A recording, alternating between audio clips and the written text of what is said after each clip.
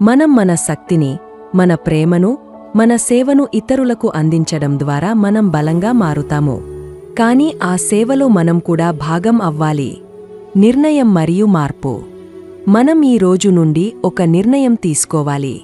మనం మన జీవితంలో సంతోషాన్ని కేవలం అందించడమే కాదు, మనం కూడా ఆ సంతోషాన్ని అనుభవిద్దాం.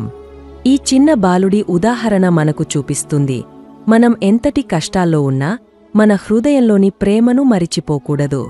మీరు మీ జీవితంలో ఒక చిన్న మార్పు తీసుకురండి, మీకోసం ఒక సంతోష హృదయం సృష్టించండి. అంతిమంగా, నా సోదరులారా, ఈ చిత్రం మనకు ఒక గొప్ప సందేశాన్ని ఇస్తుంది. మనం ఇతరులకు సంతోషం అందిస్తున్నప్పుడు మనం కూడా ఆ సంతోషాన్ని పంచుకోవాలి. మన జీవితం ఒక అందమైన పరిపాటి, మనం దానిని సౌందర్యంగా మలచుకోవాలి. ఈ రోజు నుండి మీ హృదయాన్ని తెరిచి మీరు మీ కోసం కూడా ప్రేమను అనుభవించండి. మనం సంతోషంగా ఉంటేనే మనం ఇతరులకు సంతోషాన్ని అందించగలం.